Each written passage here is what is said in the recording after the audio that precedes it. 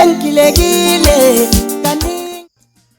Usizo ukubona isithunzi somhlaseli umsunguli weqembu izingane zoma uShobeni ukhuzwayo. Nginibelele ngaza kwethu ngiphinde futhi nginamukele kwi-channel ehamba phambili inkezo. Mina ke umfeze ngututhu ngakhumalo ilasibona magumede. Mhlambe mangabe usemusha kuleli khasi ngizophinda ngicela usubscribe, ungakhohlwa ukucomment nokulike kanjalo futhi nokushare ukukhona okukhulu kunakho konke. Wengane zakwethu usizo ukubona isithunzi somhlaseli umsunguli weqembu izingane zoma uShobeni ukhuzwayo. Ukutheke ngomsombuluko ebusuku wahlasela wadutshula emzini wakhe kwaNgqulu eNquthu. uShobeni udutshuleke walimala nendodana yakhe uMthokoziswa abalulama naye esibhedlela. Indodana kaShobeni engumculi uFalabo Ukhuzayo ithe ngabe banamanga uma bengasho imbangela yokuhlasela ke komndeni wakubo. Ukuhlasela ekhaya nje bekushiswa imoto la egcekeni, kanti futhi ke kuke kwakhona nje ezinye izigameko ezenzeke kithi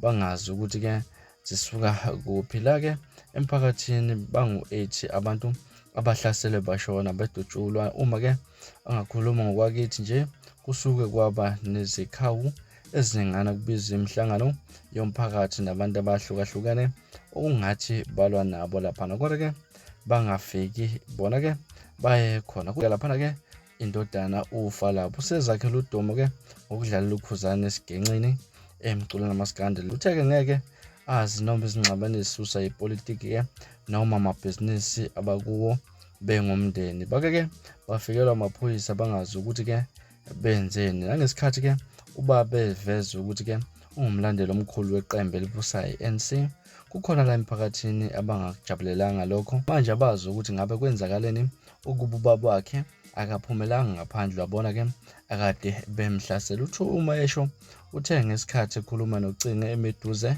nenye indlu bona isithunzi ke sabahlaseli njengoba ephuma endlini ebehlezi kuyo bonke ngoba ke bekungathi kuyabanda. Bafika lapha nokuthi babasile bazidlalele nje. Umfowabo ke lo limelo bengaphandle naye uma etshela ukuthi ubona isithunzi wavele wahlehla wazama ukusithela, nokuyilapha abahlaseli bedubule khona. Nathi ke kulapha beze khona ukuqhuma kwesibhamu, kodwa ke bonke bona bese besezindlini abulimalanga kakhulu, abalimalanga. Kulimele ke ubaba nomfowabo laphana ke kuphela kuchaza uFalabo. Uthe njengoba ke uyise bese sibhedlela nje bayalulama ezinhlungwini. uShobeni Ukhuzayo ngomunye wamaciko asemkantshubomvu kule ndima, futhi ke useke wasebenza nabaculi abadume kakhulu ukubala kubona uShwi noMtekhala, uMgqumeni Khumalo Ukhuzani nabanye abaningi kakhulu. Usekwangena ukhetho kwaze kwaba kabili ngaphansi kwe-ANC ku-Ward 2 kumasipala waseNquthu. Ukhulumela amaphoyisa uColonel Robert